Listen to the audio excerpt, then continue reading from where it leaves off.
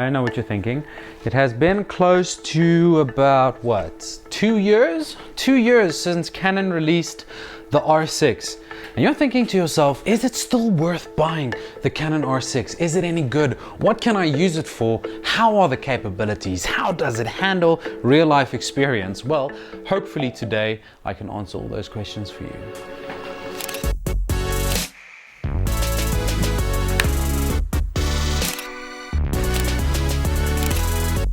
My thing about a camera at the end of the day is you have to grow with your camera. Is it perfect? Is the Canon R6 perfect?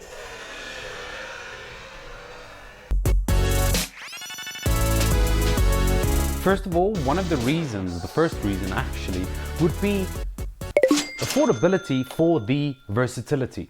Switching between photo and video is effortless, but the quality that you get out of one machine is actually quite ridiculous. It goes up to 120 frames per second depending on which region you are. Here in South Africa we have it at 100 frames per second, as well as 4K up to 50 frames per second depending on your region, 60 frames, I don't know. I've shot hybrid weddings where I've only got that camera, using that as my main camera to shoot video and to shoot photo, as well as when it comes to corporates, when we do some product shooting as well. We have moments where it's just too busy, so easy.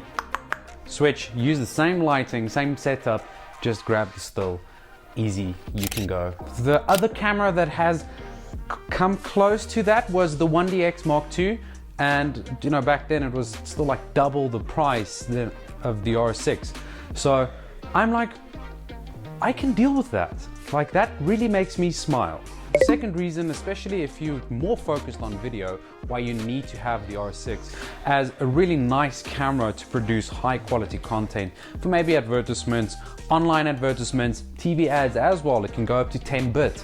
10-bit, that's actually quite amazing. Internal recording, you don't need external monitors or external recorders for it to go to the capability of 10-bit.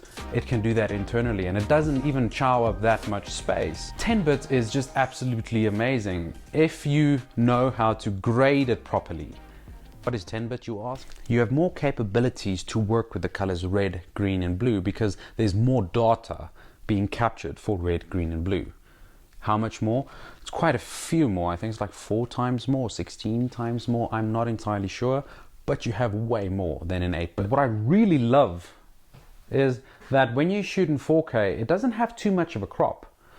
Because like the Canon EOS R had a major crop. I'm like, wow, I'm shooting on like a 35mm. Like from here, I'm just gonna quickly switch from 4K to not 4K. You see, there's not a major crop. There's not a major crop. And like most people will know, with 4K, there's usually a crop. There was a crop on the 1DX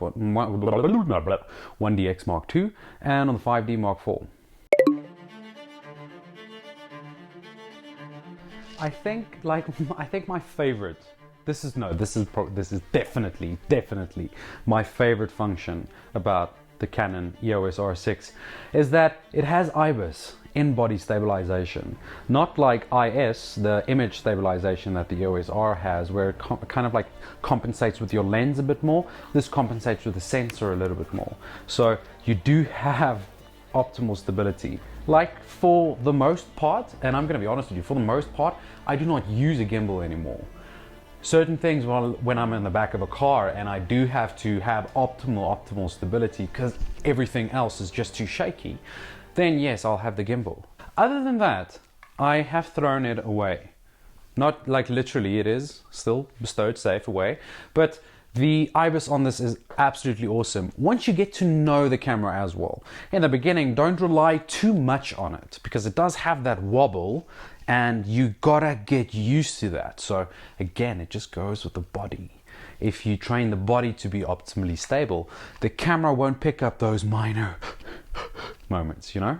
And by this part of the video, if you have found it helpful so far, please do consider commenting, even challenging me on what I'm saying here. If you own an R6 and you're like, nah, this is not working for me, please open the discussion. I'd like to know more, and I'd like to know if there's maybe a problem I can help you solve, and also subscribe if you do find it helpful and if you're still here. The Canon R6 is absolutely amazing in low light. Like, I'm gonna quickly just have a quick little guess game where you need to decide. You need to decide which ISO we're shooting at. I'm gonna show you. This is my current setup. That is the R6. I've got natural light coming in here. What I'm gonna do is I'm gonna close the curtain. Okay, curtain is closed, and I'm gonna switch off this light, right? Okay, so you see what's happening now. My main light is out. My main light is out and natural light out. What I'm gonna do now is I'm gonna bump up the ISO. Okay,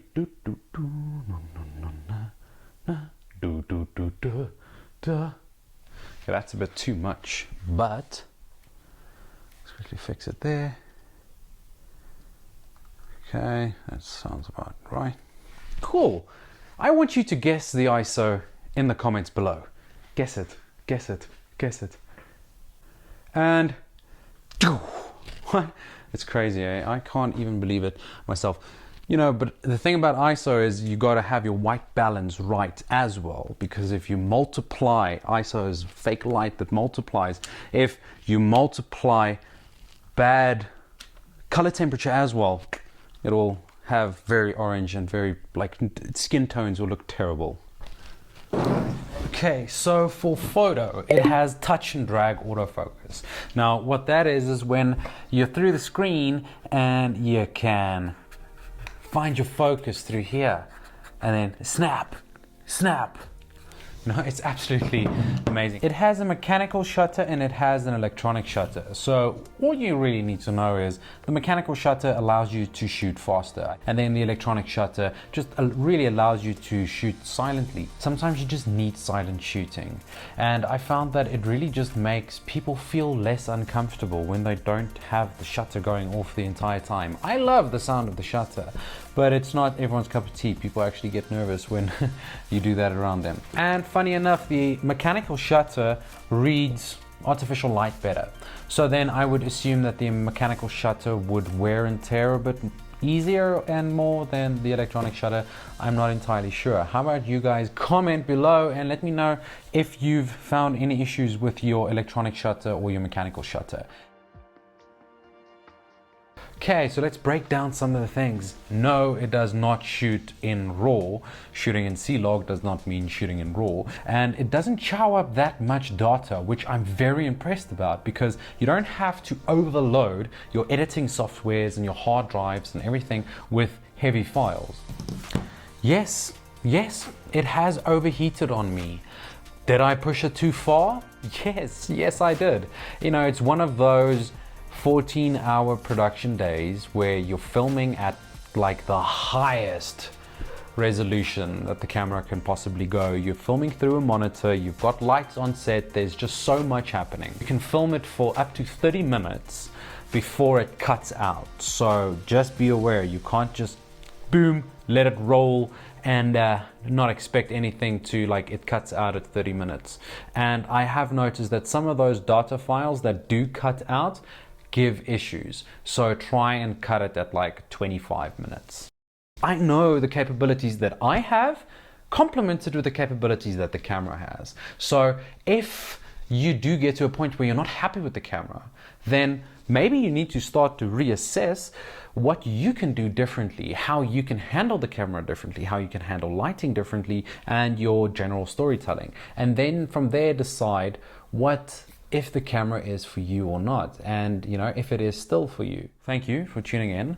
If you do like the content, remember what to do, and just remember, you know, in any artistic pursuit, in any pursuit in life, in your career, whatever it is that you want to do, you need to remember that you have to be bold and you have to be brave. Thank you.